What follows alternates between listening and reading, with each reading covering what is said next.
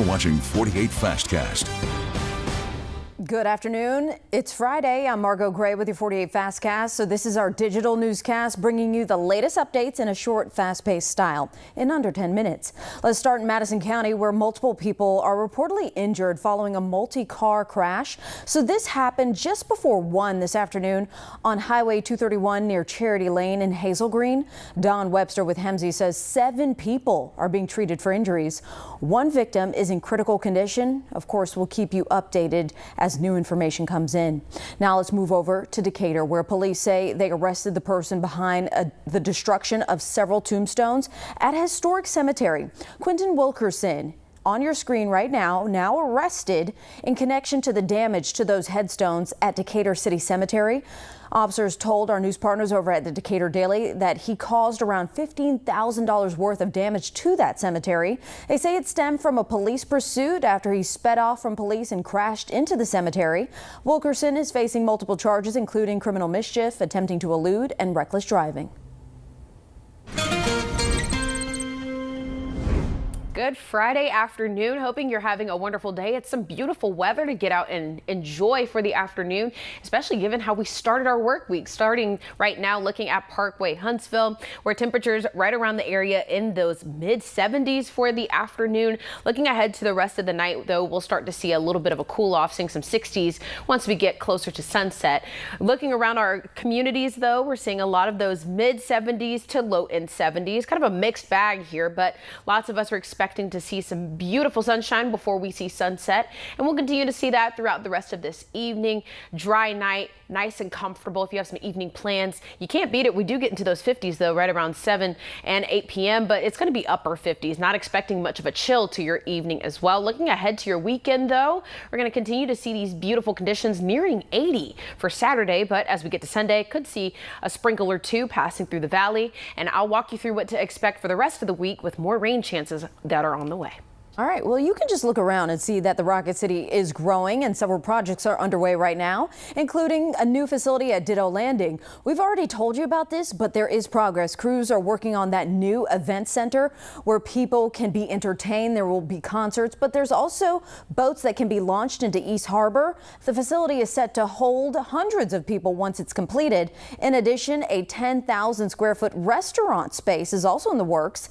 Madison County District 5 Commissioner Phil Riddick says these projects will attract more people to South Huntsville.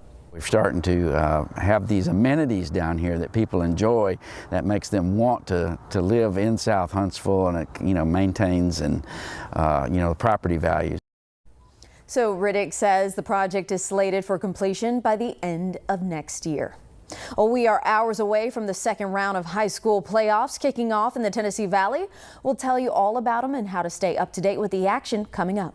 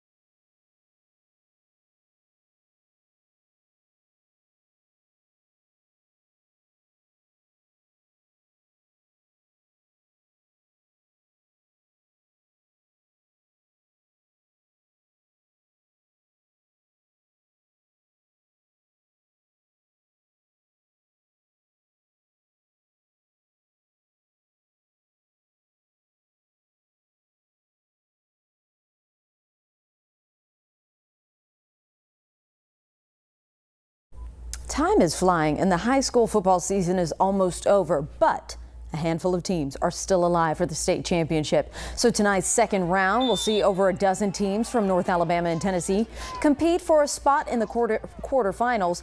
So to see a recap of tonight's action, just catch 48 Blitz with Sports Director Carl Prather during our 10 p.m. newscast, and then tune in afterward to Blitz Overtime for more coverage of high school football. And we are now 1 week away from the final North Alabama game at Brawley Stadium.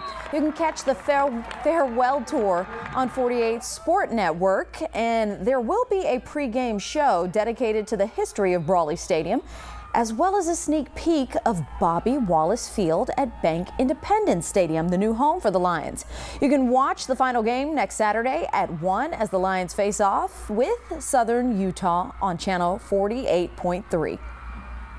Now, your first alert weather forecast with Jada Russell.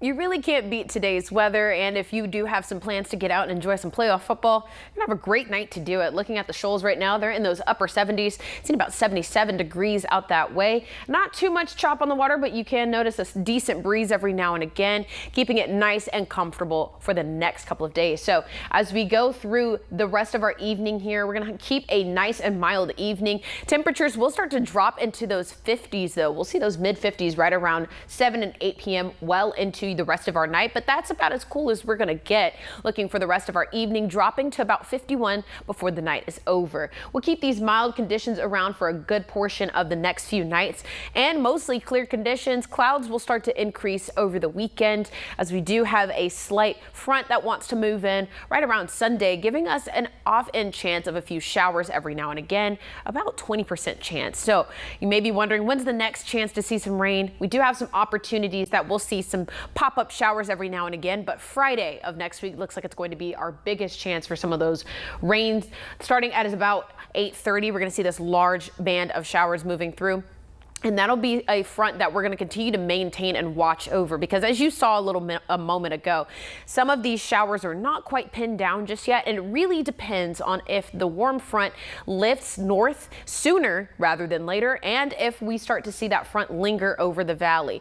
This could come as early as about Thursday, maybe even Wednesday evening. So we want to keep you on your toes and be well aware of that. Looking at your rain chances though for the next couple of days, like I mentioned, dry on Monday, but getting into Tuesday, Wednesday, even Thursday, starting to see some increased chances of those rain showers. Keeping those 70s around, we're a little around our average for this time of year. We're typically in those upper end 60s, but low end 70s can't hurt too much. Seeing some scattered showers into your Thursday and Friday, and looks like by the time we get to the following weekend, that's when we'll see an opportunity for pickups as far as those rain chances go. Could expect to see some stronger end wind gusts every now and again, maybe getting beyond our regular run of the mill of 35 to 45 miles per hour. Could be a little stronger than anticipated. So if you already have your holiday, not Halloween, holiday decorations already out, make sure that you are preparing for next weekend. You want to go ahead and keep those as secure as possible. But this weekend's going to be nice, gorgeous, and also Havoc game on Sunday. Hope you get out and enjoy that. Sounds good. Well, that'll do it for your Fastcast. We'll be back online in just a few minutes, though, with Before the 4, and then join us for 4, 5, 6, and 10 on air. We'll bring you the top stories of the day. Thanks for watching, and I hope you have a great Friday afternoon.